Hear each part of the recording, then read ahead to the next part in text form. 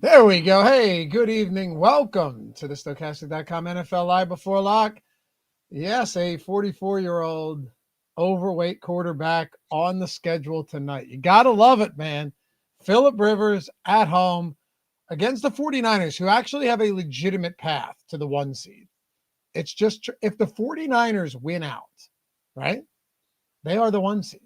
If the 49ers just win out, I know that's a lot to ask. You got the Colts tonight. You got the Bears next week. And then you close the season with Seattle, which means that you would sweep them if you win. Chris Spags, if they win out, for a team that lost everybody, Bosa, Fred Warner, Brock Purdy for like half the season. Juwan Jennings missed time. Kittle was on the IR. Amazingly, the only one that didn't get hurt was McCaffrey. Ricky Pearsall was in and out and in and out again. Like, if this team takes the 1 seed, and I know their schedule hasn't been all that difficult, it would still be one of the more impressive feats we've seen in a while. It would also be, if it's the 1 seed here of the Niners and the 1 seed in the AFC of the Patriots, this would be the most me betting against the 1 seed I would ever do in my life, because I don't think either team could stop much of anything. And that's part of why Laffy, and I didn't hear the strategy till this morning. I actually wish I had in advance. I'm sure you guys talked a lot about Phillip Rivers, but I'm going to be surprised by your takes. I think this could be a Phillip Rivers slate. I'll go there. I think that the Niners are that bad of a defense that maybe the aged QB who hung in versus the Seahawks, a good defense, maybe can light up a not good defense today. I don't know, man. I mean, look, I'm willing to get a little bit nuanced here for sure. In that, number one, last week was in Seattle against a very good Seahawks defense. Like what we saw Seattle give up against the Rams, it's a divisional spot like that. I don't really pay much attention to that, but also, so that to me is one kind of feather in the cap for Rivers today. The other problem is this guy's clearly been eating a lot of hot dogs and pizza. I mean, he doesn't look as fat when he's got the shoulder pads on. When he's walking around though in the shirt, like the team shirt before the game, that's when he looks like he's literally one of the coaches. I mean, he doesn't look like Harrison Mevis, but he looks that guy's huge. Yeah, he's a thicker kicker. I couldn't believe the size of him. No, I mean, really, I'm not being degrading. I'm dead serious when I say he waddled onto the field. I mean, fat guys always have those big bowling ball calves, so it makes sense that maybe you could port that over to being a kicker. It's so good for the game. It's good. No, it really is. Like to have those unique style of players that aren't your cookie cutter style. It's so good for the game. I love it. I love it. So I promise, if you're watching, you're the man. But the problem with Rivers is, like, first of all, I mean, okay, so are you cool with going to Alec Pierce today with faith in Phillip Rivers deep balls? Because like last week, his longest pass was 17 yards, 4.4 yards per attempt, 5.2 ADOT. Again, it was Seattle's defense. And look, if I were to agree with you on one thing, well, maybe not agree, but kind of affirm your stance, even though I'm a bit on the opposite side, the betting markets today would suggest that this game is close and that the Colts can score. They have a 20-point implied total. The game has a 46.5-point total, and it went from Niners -6 to 5.5. And that's a number, like when you're moving off of a 6, that's not nothing. So there are pieces there that kind of align with the way you're thinking today. I mean, look, all I could say is that and this is me, of course, doing the eyeball test here. I'm the most data obsessive person in the world, but, watching it last week with Rivers, because I tuned in the morbid curiosity I'm sure we all had. He got that ball out. I mean, his time of release was generally like 2.2 seconds back there. Getting the ball out fast. Shorter than anyone not named Aaron Rodgers, which is another old guy. Exactly. I mean, because that's what they know how to do. Flacco's been a similar thing as well, to get the ball out when pressure is coming. And the difference is this week is like there's no pressure coming. The Niners defense, 15.5 pressure rate, bottom of the league, 17.9% blitz rate, also towards the bottom of the league. I think Rivers can get the ball downfield potentially more here. Downfield, the Niners giving up a 0.5 EPA per play over pass play over 20 air yards. So like there's room for success here. And I agree that like the two guys I boosted, it's messed up that you said them both right away. But like I boosted Rivers and I boosted Alec Pierce because I think like if people play Rivers, they still won't play Alec Pierce. I think Pierce is going to be a guy who played 60 snaps last week. if there's anything going here, him taking one play to get there, he'll make a winning lineup, and like nobody's going to play him. So and I get it, but nobody's going to play him. Well, that's the reason I asked you about Pierce out of the gate, because the prevailing narrative here is like you go to Downs and Pittman, get the ball out early to Warren, and Pierce ends up being the guy that they can't get to, right? And last week that would have been true. He was targeted one time. He had one catch, I think, for 16 yards. But yes, there's no team with fewer sacks in the league than the San Francisco 49ers. Not only fewer sacks, but I'm pretty sure they're like 10 behind the next worst team. I'm pretty. They have 16 sacks on the season, Spags, which is, the next worst team is the Bengals with 25. Wow. That's not, isn't that crazy? Like that's a wild number to think about. Now, granted, they're one game behind everybody now since the byes are gone, but even so, that's pretty significant. They have 5 interceptions on the season, which is second to last, behind the Jets, who have 0. Yeah. They would be the first team to ever go a full season without an interception, by the way.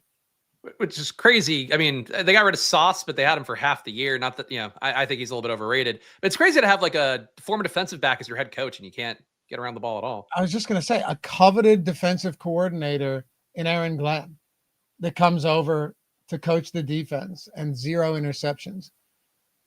I mean, if that ends up happening, some of that's just terrible luck. But you got to get one. You got to. You know what? If I can, I'm going to bet I wonder if I could do that. I wonder if you can bet. Well, actually, you know what I'll just do? I was going to say, can you bet a team that could get an interception? I'll just bet the quarterback to throw an interception. You figured it out. You got there. That was pretty bad for us. Maybe I'll just bet every individual defensive back to, but I'm going to do it. It's going to be like the Trey McBride to score a touchdown. I wonder if the odds, it's got to be baked into it, though. I don't know who the Jets play this week, but we'll see. Anyway, glad to have you guys here. If you don't mind, atone for your sins this fine evening. Hit that thumbs up. Subscribe to the channel as well. It goes a long way, and we appreciate you greatly. All 600 plus. Plus 600 plus with us. So, yeah. Anyway, let me throw this super chat up there because it's wrong. Antoine Wake, Spags cringing as Laffy and Ben couldn't comprehend the Colts being competitive. He can't throw it 30 yards from the 50, they said. First of all, that wasn't me. Second of all, that wasn't Ben either. By the way, thank you for the super chat. That was Greg. That was Greg. If we were to assume that there are no limitations, physical limitations on Phillip Rivers, you're just being disingenuous. Spags is approaching this from the angle of nobody's going to do this. And I think that is a good approach to take. I said to Greg today that the betting markets were actually beginning to kind of shift my mindset on this a little bit. But is there also a path here where Phillip Rivers just stinks? Yeah. I mean, there is. I have a nice Jonathan Taylor alt receptions prop over on Tails, though, 5+ at plus 350, because one of the weirdest things that I saw last week, maybe the weirdest thing, like the most anomalous thing that I saw in the week. Genuinely, thank you for the super chat. But no, it was Ben or it was Greg and not Ben. But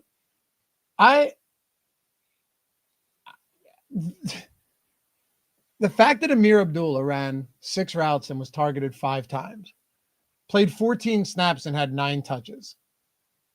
Here's a hill I'm willing to die on tonight.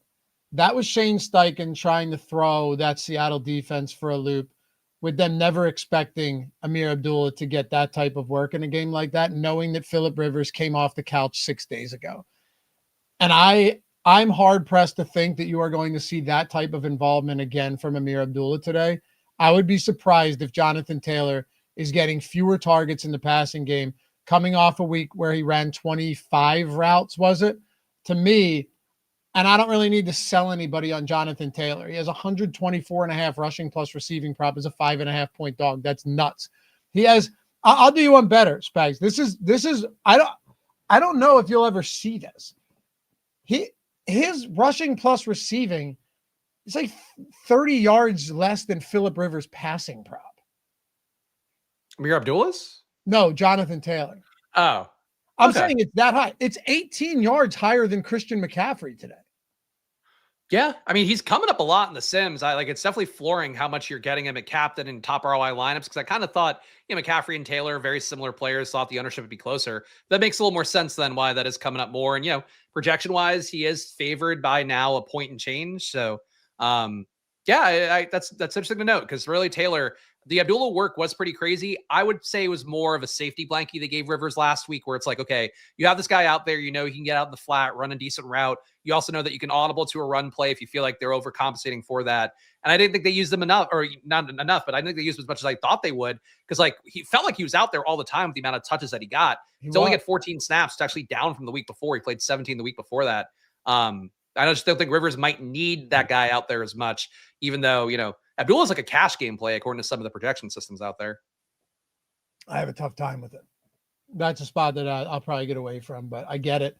I know Josh has him as the king of the end zone play, where longest touchdown, you split 2 mil. I actually think that's a sharp play, because, he's actually pretty decent in the passing game. And if I end up being wrong, I don't mind it. But here's another thing too. This is why I like this show, because the chat can help us drive this a little bit. SC, what's up, brother? Good to see you. Last week was supposed to be the week the Colts got dominated. Don't see it happening here either. So I see it a little differently.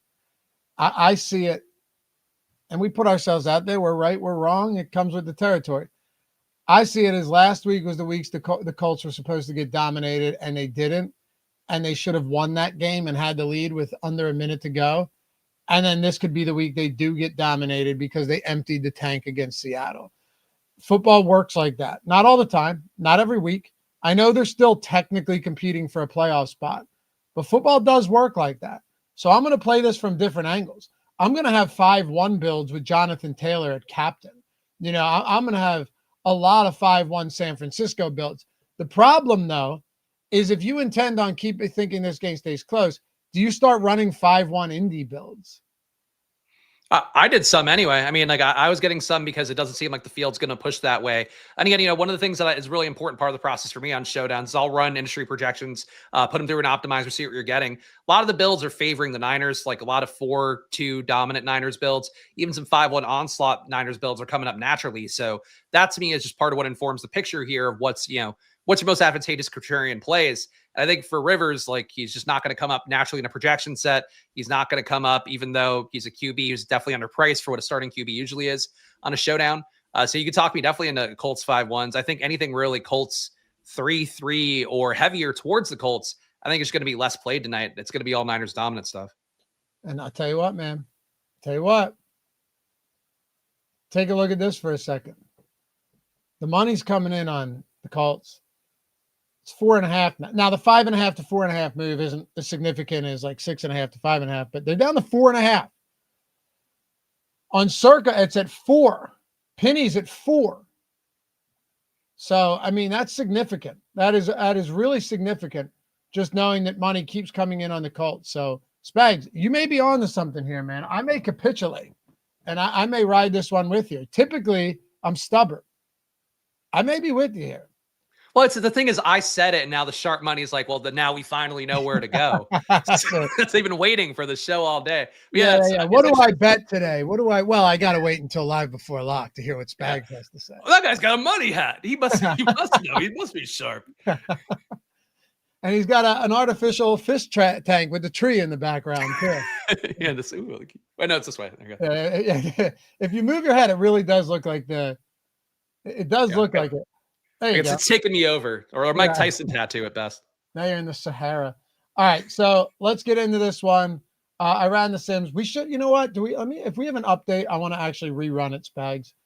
I don't believe you and I have any trouble talking while I rerun the Sims. It's something we've done a couple times in the past.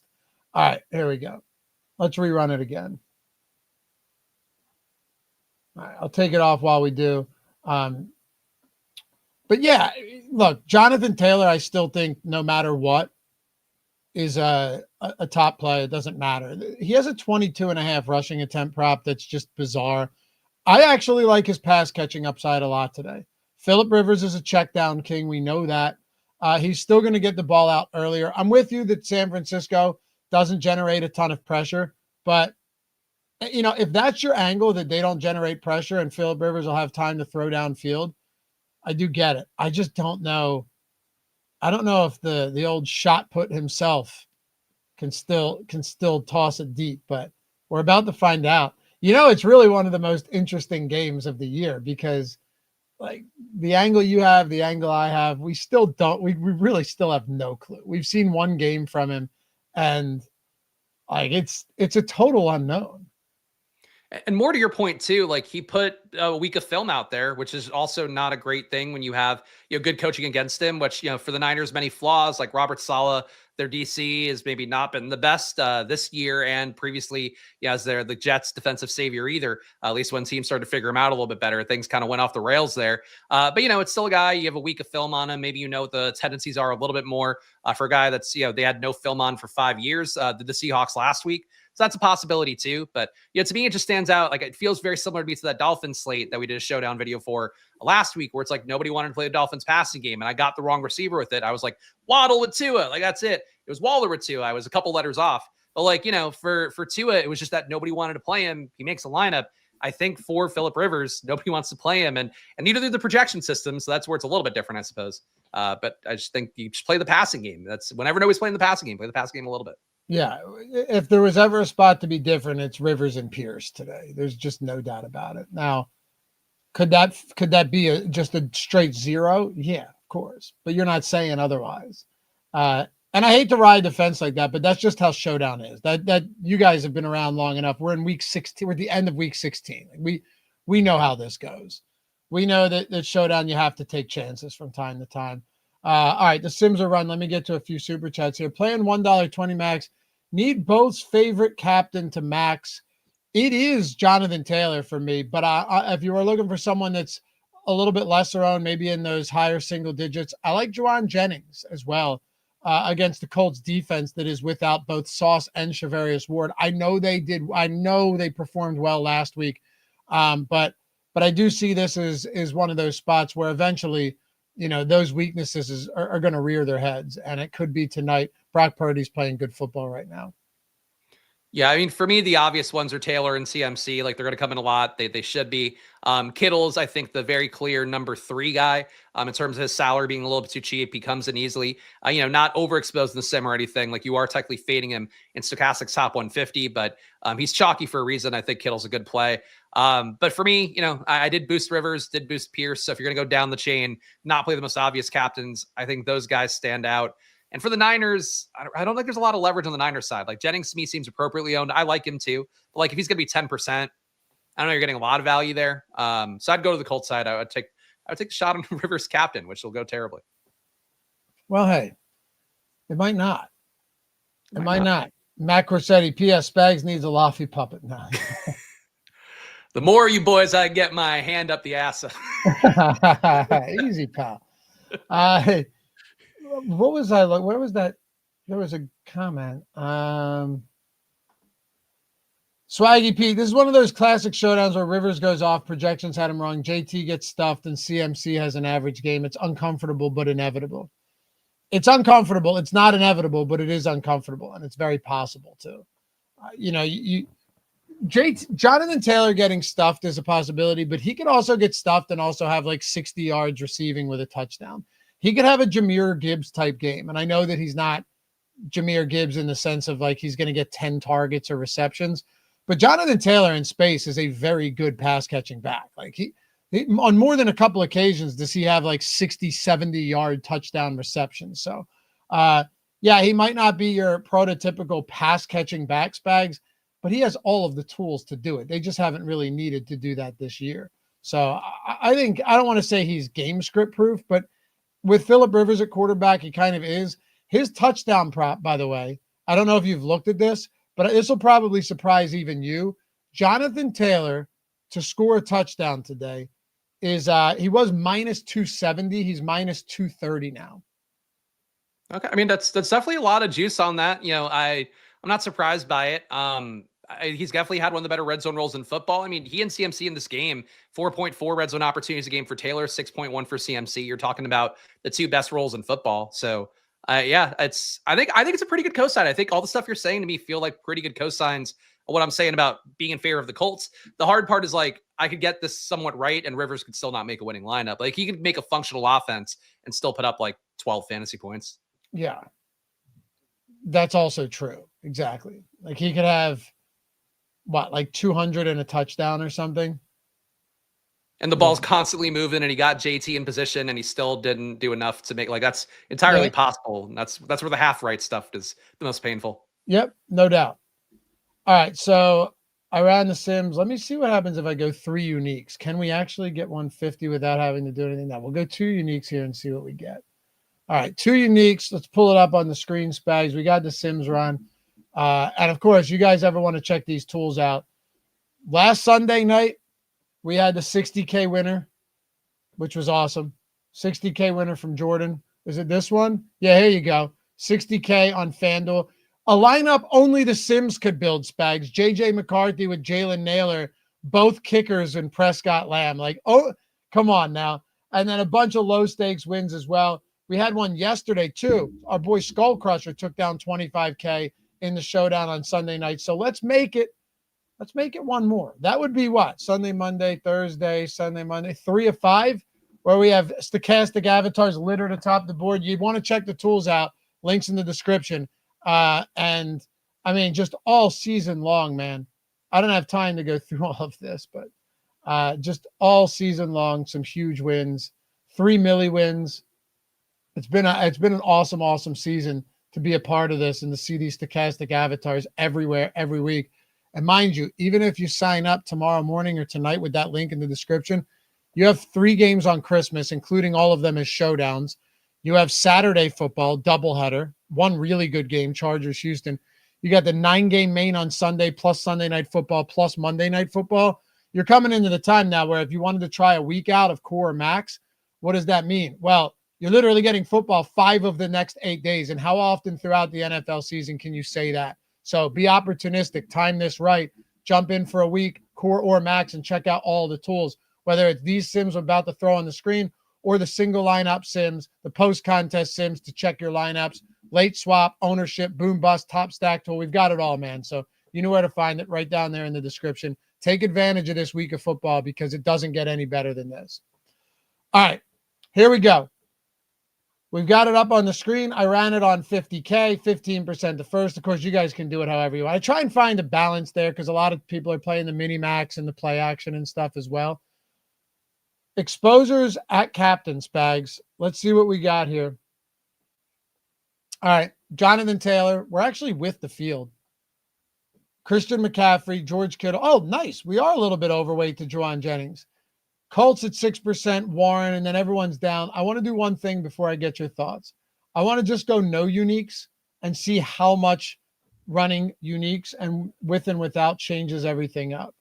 So you're going to get a lot more Jonathan Taylor, would be my there guess. You go. Yep, you're right. 39% Taylor captain. McCaffrey, Kittle, and Jennings really all stay the same, which means that we're just getting pretty much none of these other guys at captain. How do you feel about that? I mean, I feel it's definitely the no unique stuff, and I'm rerunning stuff here for my end as well. It's a lot of Jonathan Taylor. Like, to me, the right amount based on, stochastic Sims, running Sims elsewhere as well. I think getting more JT seems to be the approach here that I think the data generally is going to support. So I'm cool with that. It's a little bit heavy for me with how much Jonathan Taylor I was getting before. I feel like if I had 35% JT, 25% CMC, I think that's enough where I'm getting enough of the good players, still have some room to get in the other captains I want, including some amount of Kittle, who I think will be your chalkiest third captain option. But the JT markets, like you pointed out, like they're all very favorable. So I'll never begrudge taking the chalk captain. I personally just hate really overloading chalk captains too much. I think I do. But when I see the volume for Taylor and because Jokic for Prez asked, do you guys both have Taylor higher than McCaffrey? I don't know where Spags has him. I like both of these guys a lot. Mind you, McCaffrey is also $1,200 more at the captain spot, which is meaningful. They're both getting the same ownership, but Taylor does actually project higher, not by a ton, but he does project higher in yards, but McCaffrey's always going to project higher in receptions, and in a PPR, full PPR like DraftKings, that goes a long way.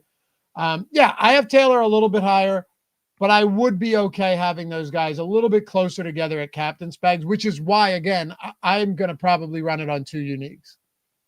Yeah, I think Taylor's the better play. I think the matchup's better for him as well. I mean, to me, McCaffrey, like this year, the only week I've ever been like, you got to play this guy no matter what, was against the Giants, because they give him a ton of explosive plays. He kind of needs, perfect runway to get there in the run game. But the PPR upside's still pretty strong. I get that. I think it's very likely that McCaffrey makes a winning lineup. In terms of captain upside, though, like Taylor against a softer matchup, a team that also, the Niners defense forces running backs targets at a higher rate, 18.2% rate. For comparison, the Colts giving up only a 15% rate to RBs, which doesn't really matter for CMC. Like, they'll force them the ball no matter what. But the fact that it is kind of a weakness for the Niners defense and theoretically a strength for the Colts defense, I think that's also good for JT. But the biggest thing is, like Lofty mentioned, the price tag for McCaffrey is just a little bit higher, and they project so closely that you should kind of naturally favor JT, at least in terms of how I, generally view DFS.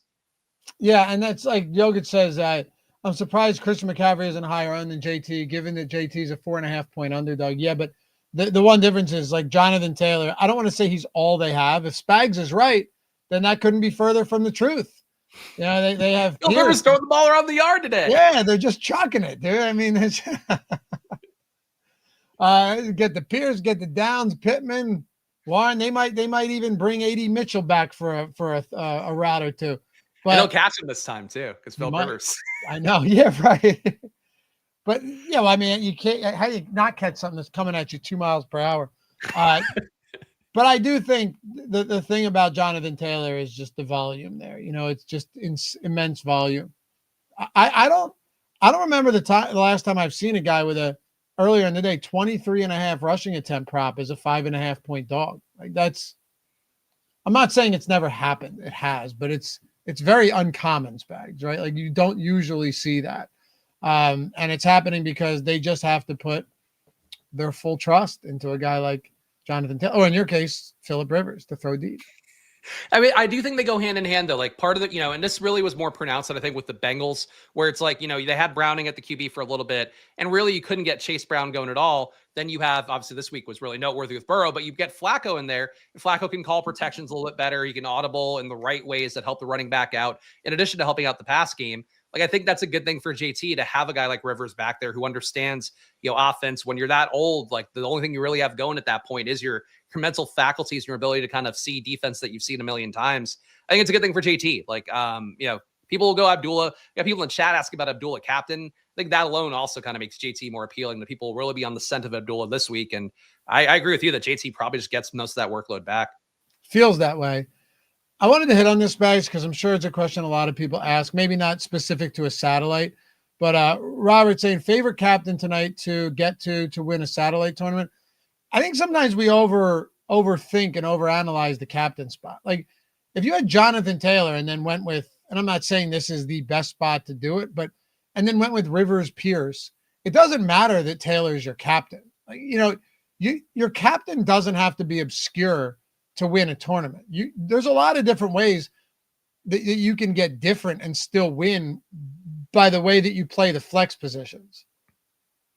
Yeah, I mean, that's the whole thing, and that's what the Sims really show, and really important why we always say, like, it's important to get behind the Sims, play with it yourself a little bit, understand what you're seeing, look through all the lineups and all that. It's because you really see very often that you don't need to do these crazily unique things. Like, yeah, you need to leave maybe $2K in salary on the table for some lineups because they're pretty chalky and they're jamming in the JT, CMC, Purdy, Kittle stuff.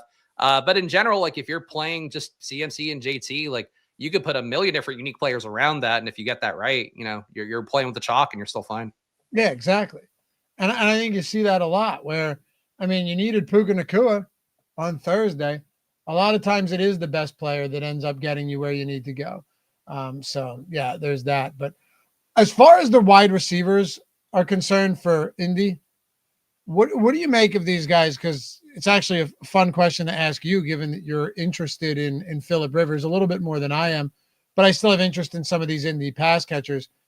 The one thing that stands out to me, though, it's not even the projection, but more so the price points. And Pierce does have the lowest prop of all of these guys as far as passing or receiving yards go, but Downs is cheaper.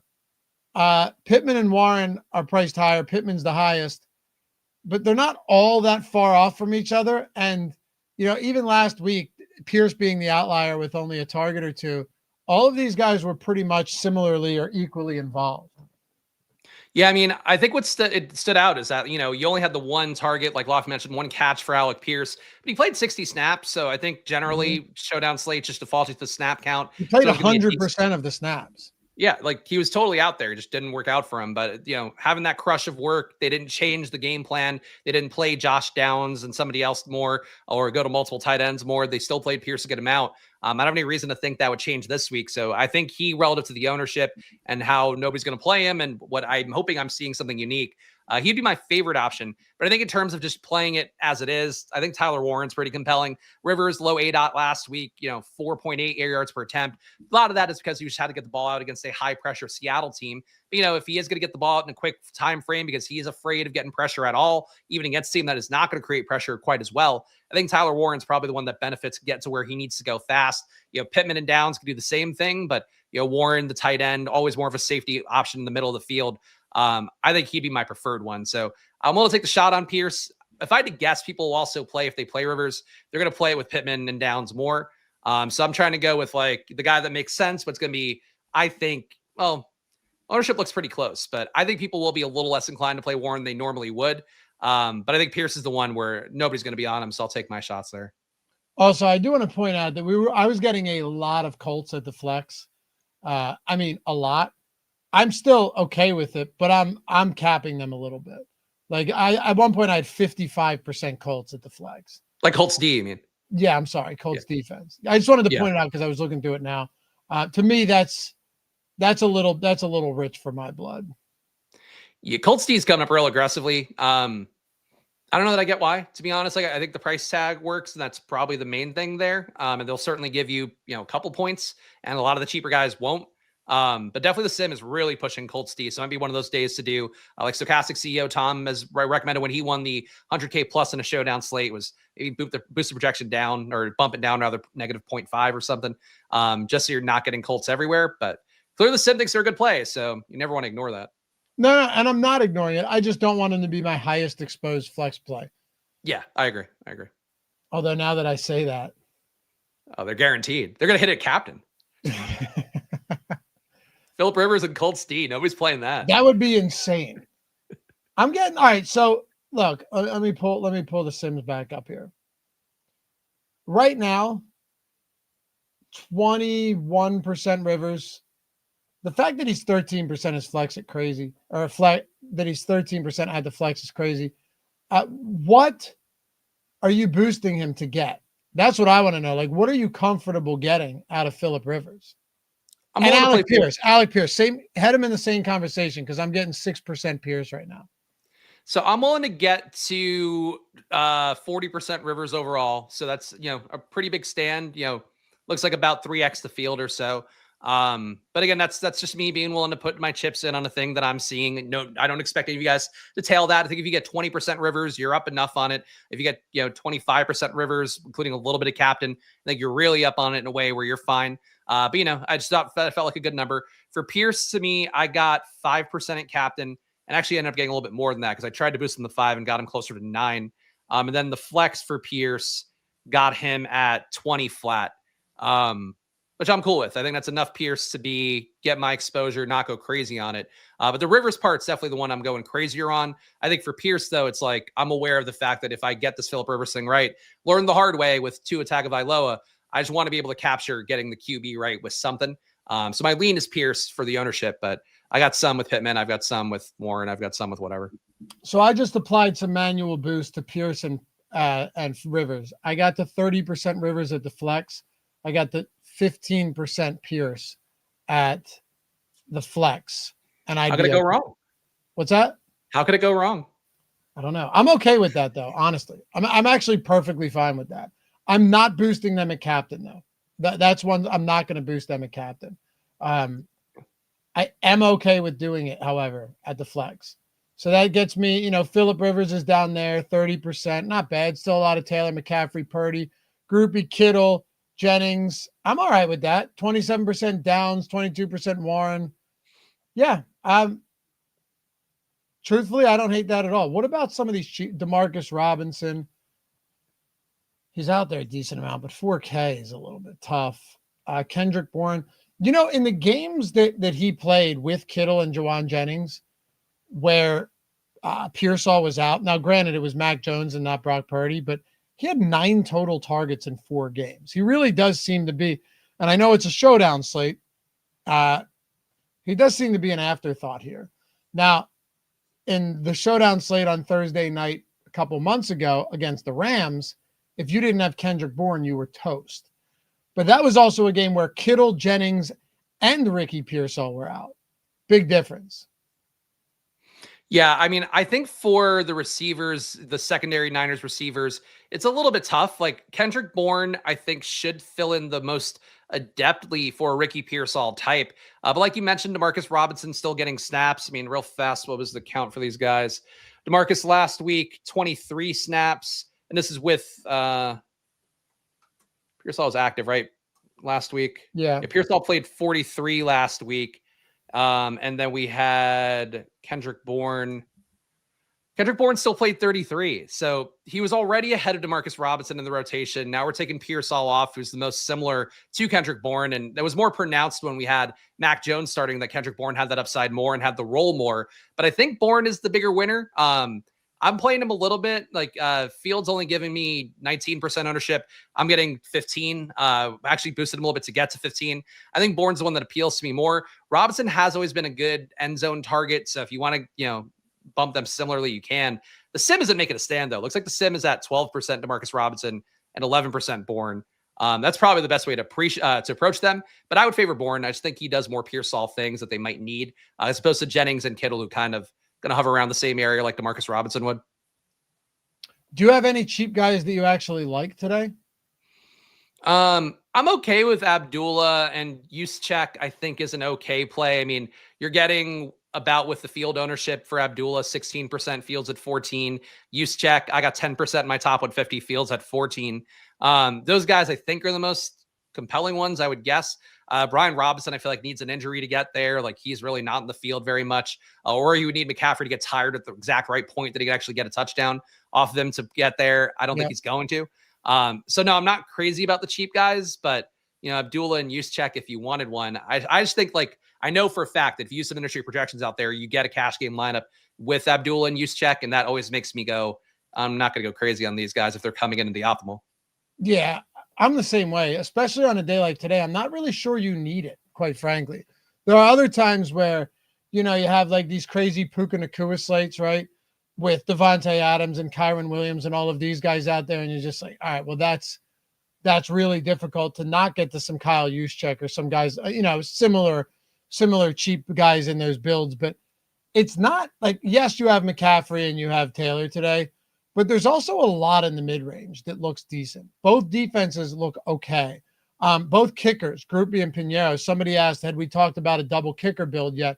We hadn't, but that's never out of the question. Like if this game goes similarly to how the game in Seattle went last week, and I don't actually know how many field goals there were, but it was a low-scoring game played in between the 20s for the most part, Spags, then yeah, double kicker could absolutely work. And we've seen the double kicker work a lot. I mean, wasn't it just on Sunday? Hold on. Jordan took this down. Didn't he have both kick? Yeah. This screenshot of his, he said just took down first place for 60K on FanDuel using the stochastic sims. But yeah, look, there you go. 4 of 4 extra points, 2 for 2 field goals, and Brandon. That was a double kicker lineup in that game. And that was a high scoring game. It was like 33-27 or something, or 34-26 right there. Yeah, a double kicker definitely comes up a lot. It is a good amount of kicker ownership coming to these guys with Pinheiro at 33%, Groupie at 28. The sim definitely still in favor of them. That is getting to a level of kicker ownership where I start to move away a little bit, but I'm close to the field. I'm a little bit under it, but it's a lot of kicker. It's a lot of kicker getting played tonight. More kicker than defense, it seems. Which one? What do you like more? Because to me, I think kicker actually looks pretty good. I'm not going to lie to you. I mean, to me, for showdowns, my general rule is just like, and it just hits so frequently that it always makes me feel stupid when I ignore it. But it's like, if the field's going to be playing a lot of kicker, then I want more defense. The field's going to play a lot of defense and kicker, I don't want either. I think the ownership seems light on the defenses. And I think based on the sim too, well, it's high on Pinero for sure, the ownership there. But I don't know, man. If the field's going to be at 60% kickers, it's a lot of kicker getting played tonight. Yeah. Pipper, double kickers only optimal 2% of the games over the last 3 seasons. Yeah. But also no one ever does it. Yeah. I mean, I think the general rule of thumb is like you want to play max 2 of kickers and defense. It's not always the case, but I think that kind of covers it a little bit more. Like if you had double kicker or defense, like 2 out of 4 kicker or defenses, I think it would look different because there was sort of a push-pull dynamic with it, but that's just my guess. Harry Fernandez Jr., 4786. What are the highest sim ROI lineups looking like? I'm rerunning the sims. We just had an update, and I'm going to get my lineups in as well. So I will show you that in just a second once it runs. I just ran the contest generator. We will run the sims one more time and see what we end up getting. And my guess is, let me see something here real quick. Okay, so Colts projection came down a lot. Okay. So that's a meaningful change then. Yeah, I would, let me just point this out. If you guys are sims, I would rerun because we always, the reason we run all the way up until now is to make sure we have the most, refined version of projections and ownership and everything. So it's certainly not because anyone's lazy. This data team is behind the scenes working their asses off all night long on this stuff. We run it all the way up as projections, as props move and everything. We're hitting all of that all the way up until luck. So yeah, I try if I can and wait to get mine in. All right, so I'll pull this back up for you guys. Let's see, Spags. I boosted some here, but highest sim lineups: Taylor, Groupie, Juwan Jennings, Pittman, Phillip Rivers. Oh, there you go. That's actually a sick looking lineup. It does have Colts D in it, but Colts D are going to pop up a lot at the top. That doesn't mean that if you favorite. So I always tell people, if you're running the sims and you're only playing 5 lineups, don't just pull the top 5 because you might get these like super skewed spots where it's all Colts. But the more you go through it, you're going to see that there isn't nearly as much Colts D as you go down all of these lineups. So that's just something to keep in mind there. Let me see here. Let me see what the projection is on the Colts. I believe it came down considerably. Colts. Yeah, it's that maybe not considerably, but it did come down a little bit. Where is it? 666. That's not good. Not this week too. Lafayette's just saying about putting the Christ back in Christmas. No, I said, you're out there wringing your fists saying it's a secular holiday now. Damn it. Yeah, I believe in all sorts of things, Lafayette. I believe none of them good. Be able to have devil's numbers. Yeah, I know. Yeah. All right, so it did change though. If you look at this, captain, a lot of Taylor. I mean, a lot of Taylor there. I mean, all the top ROI lineups, not all of them, but like the most recent run I had, 7 out of the top 8 were Jonathan Taylor captain. Definitely the highest ROI lineups in Stochastic Sim seem to be favoring JT captain here, even though, the ownership across 150 set, not quite as pronounced. By the way, guys, I'm about to ask Spags about some contrarian captains, but come sweat some bets with us today. I mean, what are you waiting for? We got some good stuff. I got some JT stuff, some Monday Night Football SGPs. Ben's got himself a same game parlay. Greg does too. That link details that, or just honestly, just download the app while you're watching or before you tune into the game, and leave us a rating too. Christmas is in 3 days. It's a free account. The picks are free over there. We're building an awesome platform. Maybe you say, I feel like I'm in the giving spirit. I believe in the spirit of Christmas, unlike Chris Spags. I may go into the App Store and I'm going to hit them with a rating. I might even spend a couple minutes and leave a review. That would mean a whole lot. Truth is, we're trying to get to 1,000 ratings in the App Store by the end of the year, and we need about 148. So every single one of you guys, it counts. It counts a lot. You know what I mean, Spags? It's a big help around here. We don't ask for much. Yeah, and that's free too. You know, you get honestly, I've seen a lot of the tweets lately of people tailing, no pun intended, tailing bets on tails and then putting together parlays off of it. Like you can find people that are actually good bettors. It's not just like you're blindly following people that you have no idea how they're doing. So being able to hop in there, get good bets in without a lot of work. I think one of the biggest issues with betting is getting bets in good and feeling like you got it in right. With tails, I feel like that's never really an issue. Yeah, and you have the leaderboards too, and also a lot of guys who track the results and are transparent about it. So if you're looking for lottos or looking for plus EV bettors, there's a lot of that out there, man. All right, talk to me about some contrarian captains today that stand out to you. If I had to guess, it's going to be on the Indy side. Yeah, I mean, I feel like we've talked enough about Rivers. I am willing to put up 10% Rivers at captain, see how that does. Willing to put up 5 to 10% Pierce at captain, see how that does. I think that's the most appealing to me. Yeah, besides those guys, I think if you want to play the similar outcome or I guess similar approach, but not commit to those particular players, I think Tyler Warren at captain would be pretty appealing. Only 4% ownership. Sim is at least giving you a little bit more than the field, not a crazy stand or anything. But I think Warren is a guy we know has a real upside.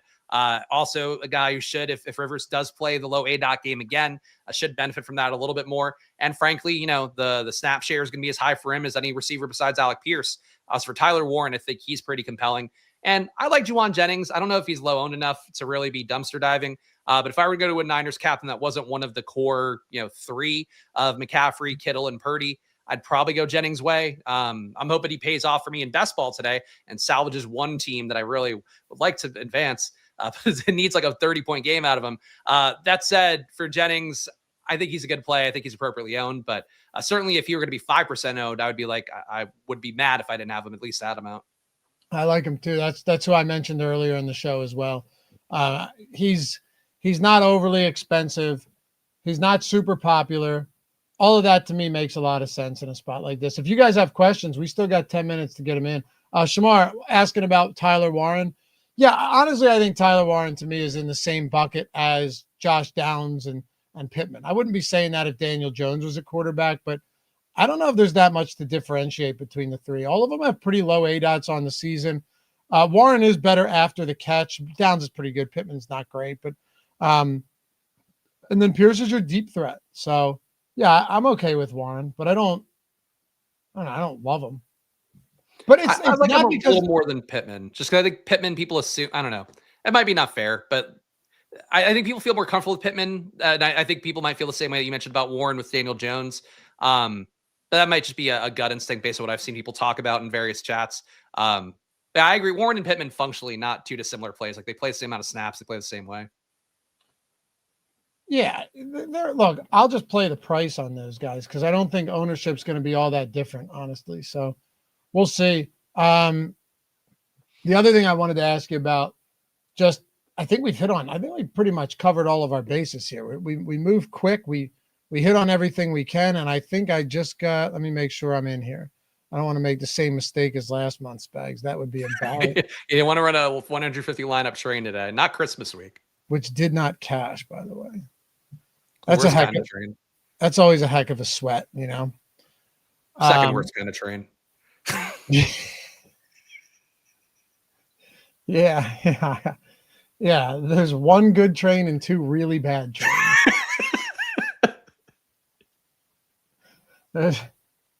I guess there's more. Yeah, exactly. Depends on your perspective. It depends what you're looking for. Well, I have a very specific perspective. No room at the end. All right. Let me clear all of these exposure caps and boosts and bring this back up for you guys. Favorite 150 here on 0 uniques. And again, if you guys have questions, hit us up. Let's see. Here you go, Einsteinium. What's up, brother? Would you take shots at cheap San Francisco wide receivers at captain? I don't think I will personally. I assume you're talking about a Bourne or a Robinson or like a Jake Tunges, but I don't know if there's enough meat on the bone there. You know, this is still one of those games where if DeMarcus Robinson gets there, in all likelihood, it's a low scoring game. it would be hard for me to see a game that clears the 46.5 point total, Spags. And it's like DeMarcus Robinson or Kendrick Bourne. And I say that because you have a healthy Kittle, a healthy Jennings, and a healthy McCaffrey. Yeah, I'm with you on that. I don't see enough of a ceiling. And I think the projections, like even if you gave them a pretty aggressive standard deviation, like I don't think you're seeing Bourne or DeMarcus Robinson get there too often. I think they're better plays in the flex to cut your ownership product down. But hey, look, if you're playing 150, you got a few in there. I wouldn't hate it, but I tend to think like the low ceiling captains are often the biggest trap because you not only need them to hit enough, but you also need like all the key players to spike enough that you then needed to play a shitty captain to kind of cram those guys in. That's usually not the way it works out. Morningwood Blues. Nothing blue about that. Is there? This depends where you are in the train. Well, that sounds like it's non-consensual. If it's Morningwood, I mean, you wake up and it's just there. You're just cursed by it. Yeah. It's there every day. You can't get rid of it. Consider it more of a blessing. What was this question again? Most duped lineup. Most duped Morningwood. This is the problem. You and I get to the final few minutes of this show and it all goes to shit. That's just punch drunk trying to get to the finish line. Yeah, and this is when Tom starts tuning in, I'm sure, just to make sure everything's going well. All right, so most duped is Kittle, Groupie, McCaffrey, Colts, Jonathan Taylor, Tyler Warren. That's wild. That's a no quarterback lineup. A lot of these most duped are no quarterback. Brock's in a couple of them. Actually, 3 right there, but wow. And a lot of them aren't even Jonathan Taylor. So I don't know. I'm not sure what that tells you. This one actually sims well. Taylor, that was in my 150. Groupie, McCaffrey, Colts, Pinheiro, George Kittle. So I guess once in a while, Spags, something might be duped a lot, but it's still because the sims are just running tens of thousands of times. You're getting tens of thousands of sims, right? So simulating this contest. And in this one specifically, it did win enough to still be a solid lineup. Yeah, and I think that just comes down to personal appetite for like how much do you feel bad about being in a train of dupes. But ultimately, I've gotten a little bit less obsessive about that because like I used to be really like I want to get 0 dupes. If I'm going to win this shit, I better have nobody duping or at least like no more than 3 or 5. At a certain point, it's like you just want to profit on a slate. So if you still have a good lineup and it's getting duped, the ROI is really the thing you should be caring about the most. Yeah, exactly. And again, the sims factor all of that in. That's what I like about them. So yeah, this is duped, but it's still a lineup that won a lot in these sims runs. Dallas. A lot of people also real fast. 1 point, Lafayette. I don't think we talked about, but the chat's bringing up a lot down the home stretch. What are your thoughts on fading one of CMC or Jonathan Taylor? And I guess if you had to choose one, which one? Because people intelligently are picking up that those will be the first 2 guys that get into every lineup. It'll be hard for them to not make a winning lineup. But if you do get that right, you'll be on a very alone part of the field, let alone if somehow both don't make it. But that seems impossible. This might sound weird, but I feel like the fade for me would be McCaffrey over Taylor. Now, granted, I have a lot of these guys, okay? And, I mean, I have a ton of both of them. I feel like the fade for me would be McCaffrey because I really think there are, they say there's more than one way to skin a cat, Spags, and I'm sure you've heard that before. Yeah, it's a common expression. Shouldn't be anymore because we don't skin cats too often for too many things. But it's an odd saying, yeah. Same with like blowing smoke up your ass. Oh, that happens. But that's what they actually don't do that. That's what they use. That actually comes from a real thing. Where does it actually? Where people would die and they would try and resuscitate them with like tobacco smoke. Are you fucking with me? I swear to God, dude, look it up. They'd take like, one of those fireplace things and just blow smoke up their ass. At one point, it was actually a recommended, like, I don't want to say treatment, but, resuscitation technique until, we came out of the Stone Ages. Yeah, you're one of those people where I wouldn't question your authenticity on these things. Like my wife, whenever she says one of these things, I have to look it up immediately because I'm not going to say to somebody else to be completely wrong. You're right. 1700s doctors literally blew tobacco smoke into people's rectums using a tube and bellows. Yeah. Yeah, and there's a story about a woman who they did that with, and they thought she drowned, and she came to, when really it's just she didn't actually drown. And they're like, well, by God, it works. Peter, it works. The And system works, boys. yeah, Let's keep doing it. from then on, you got smoke up the hole. But Michael, wow, I feel like I've said some messed up stuff, but I'm not telling you what literally happened in the history of this world, brother. It's funny though. It's like the practice was eventually recognized as ineffective and toxic, leading to its abandonment, and the phases shift to its current figurative meaning. So there's like a good decade where they're just blowing smoke left and right. Yeah, and it was probably actually killing people. Like they weren't dead yet, right? And then they got treated like an exhaust pipe, and then it went south. A reverse exhaust pipe.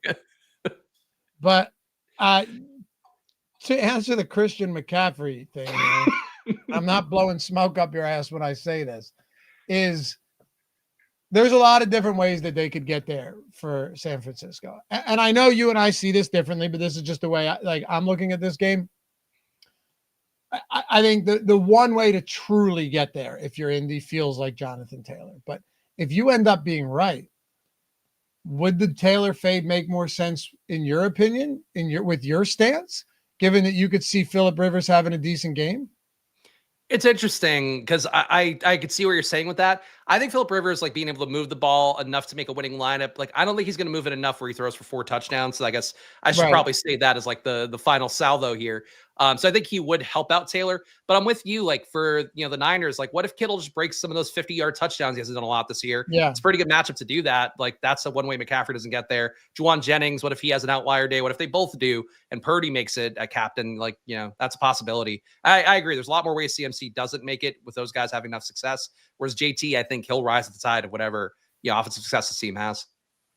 All right, my friend, in 5, 4, 3, 2, 1. We are locked. I should have done that every show. That would have been a nice way to close out a show with a little 5-second countdown. Not too late. Yeah. Barnaby O'Toole. All the cool kids are ass vaping now. That was good, Barnaby. Better than the other ones. You could do that rhyme with that. Yeah, Zin pouches work too if you stick them up there. Nah, bro, I tuck them right here, and you never even know. Anyway, good stuff, man. Always enjoy doing these shows with you, man. I appreciate you guys hanging out as always, too. And, well, you know what else, Spags? I hope you don't take offense to this, but Merry Christmas, brother. Merry Christmas, you guys. Hanukkah's over now, I think, but happy Hanukkah as well. Joyous Kwanzaa, Spirited Festivus. Let's cover them all, Waffy. You are something, man. Yeah. Nah, man, I appreciate doing these shows with you. And love having you guys in chat as well. Be back tomorrow, first look show with Ben. I'm going to have picks for every Thursday Christmas game over on the OddsShopper channel. If we have data up, we'll have a perfect lineup video. And then a live before lock. I won't be here on Christmas. So if I don't see you guys, Merry Christmas. But we'll have a show for that as well. And of course, you can catch all Spag stuff. I know he'll be doing stuff leading up to Christmas over at Splash Play Pod on YouTube and at Chris Spags on Twitter. So Merry Christmas and good luck tonight. We'll catch you back here for the next one. Bye-bye.